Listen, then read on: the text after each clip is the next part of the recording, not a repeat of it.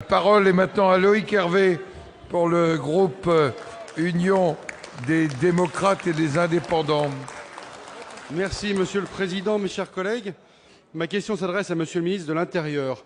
Monsieur le ministre, les attentats du 13 novembre ont fait basculer notre pays et l'Europe dans une guerre contre le djihadisme et le terrorisme. Après la Belgique et la ville de Bruxelles le 10 décembre, c'est en Suisse que la ville de Genève a renforcé son état d'alerte à la suite de la communication par la CIA d'une possible présence sur son territoire d'une cellule apparentée à l'État islamique. Des arrestations ont d'ailleurs eu lieu dans les heures qui ont suivi.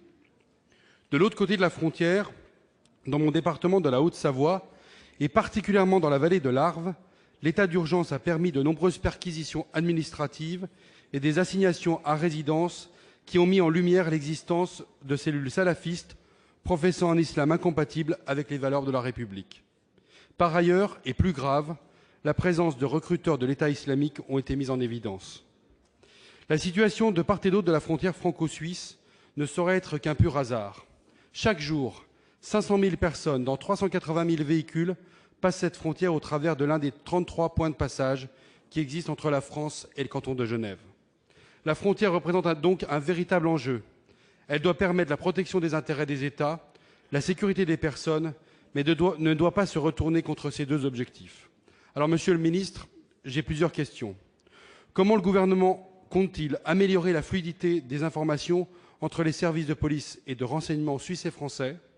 Et dans ces conditions, quelles missions spécifiques pourraient être confiées aux douaniers? Et par ailleurs, quelles mesures spécifiques de déradicalisation entendez-vous prendre?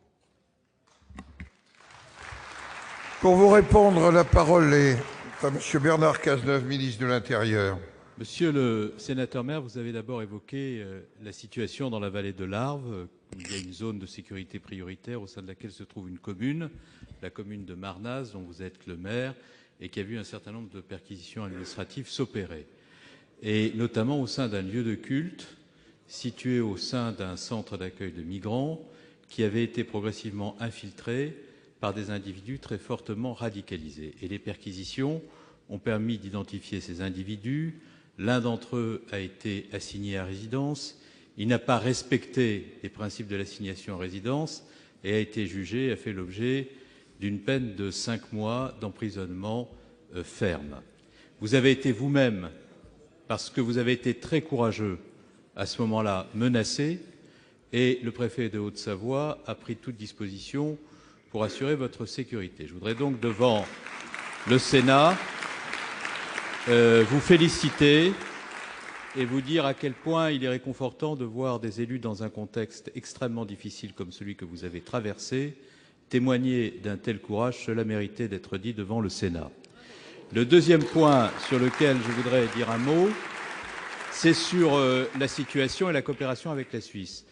Il y a effectivement actuellement des opérations en cours. Vous comprendrez que je ne m'étende pas sur le contenu de ces opérations. Ce que je peux dire, c'est que la coopération entre la police fédérale suisse et le parquet fédéral suisse et nos propres services est excellente au terme des arrestations auxquelles il a été procédé. Ces arrestations appelleront, parce que la coopération est de bonne qualité, d'autres opérations sur lesquelles je ne veux pas m'attarder devant le Sénat parce qu'elles doivent réussir et la communication sur ces opérations en obérerait fortement le résultat. Et je veux vous dire également que nous avons multiplié la présence des forces de l'ordre à la frontière franco-suisse sur les 17 points de passage les plus sensibles. Et notamment, nous avons renforcé la coopération et les contrôles avec un certain nombre de territoires. Je pense au pays de Gesse et je pense au pays genevois, au Savoyard, sur lesquels nous avons renforcé les moyens.